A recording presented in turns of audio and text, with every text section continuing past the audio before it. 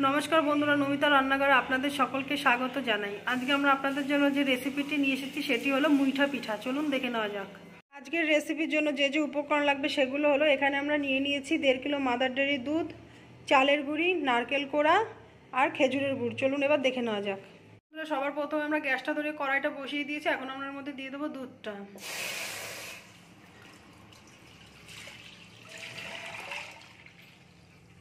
দুধটা আমরা দিয়ে দিয়েছি। এখন আমরা দুধটাকে খুব ভালো করে ফুটিয়ে নেব।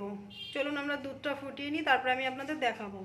চলুন বন্ধুরা, আমাদের দুধটা গরম হতে হতে আমরা এটাকে মেখে নিই। সবার প্রথমে আমরা নিয়ে নিয়েছি চালের গুঁড়ি। এখন আমরা দিয়ে দেবো এর মধ্যে সামান্য পরিমাণে লবণ। এবার আমরা দিয়ে দেবো নারকেল কুড়ি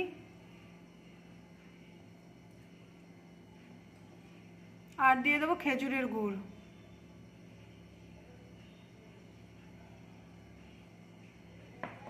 এবার আমরা এটাকে খুব ভালো করে মেখে নেব।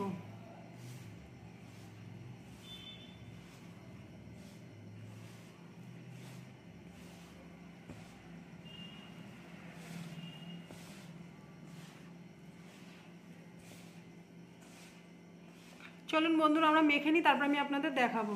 বন্ধুরা আমাদের এটা মাখা হয়ে গেছে। এখন আমরা এটাকে ছোট ছোট করে নিয়ে মুঠের মধ্যে চিপে চিপে পিঠার মতন বানিয়ে নেব।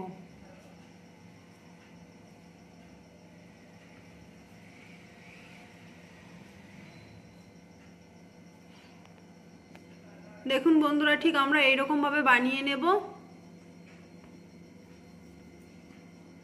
চলুন বন্ধুরা আমরা এরকম ভাবে সবগুলো বানিয়ে নিই, তারপর আমি আপনাদের দেখাবো। দেখুন বন্ধুরা, আমরা পিঠেগুলো মুইঠা বানিয়ে নিয়েছি। এবার চলুন আমরা দেখি দুধটা আমাদের ফুটে গেছে মনে হয়।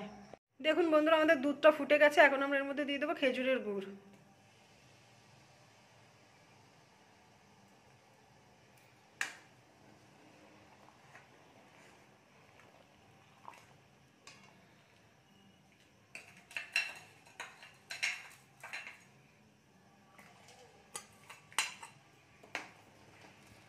দেখুন বন্ধুরা, আমরা গুড়টা দিয়ে দিয়েছি। এখন এটাকে একটু ভালো করে ফুটিয়ে নিই, তারপরে আমরা ওই পিঠাগুলো দিয়ে দেবো। চলুন দুধটা একটু ফুটে নিই, তারপরে আমি আপনাদের দেখাচ্ছি। দেখুন বন্ধুরা, আমাদের দুধটা ফুটে গেছে। এখন আমরা ওই মুইঠা পিঠাগুলো এর মধ্যে দিয়ে দেবো।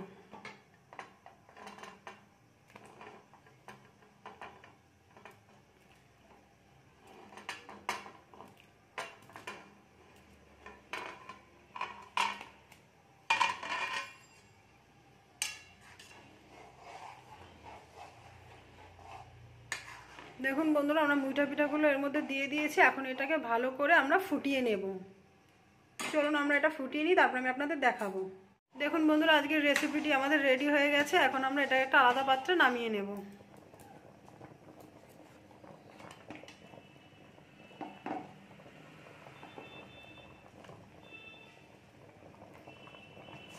চলুন বন্ধুরা আমরা নামিয়ে নিই, তারপর আমি আপনাদের দেখাচ্ছি।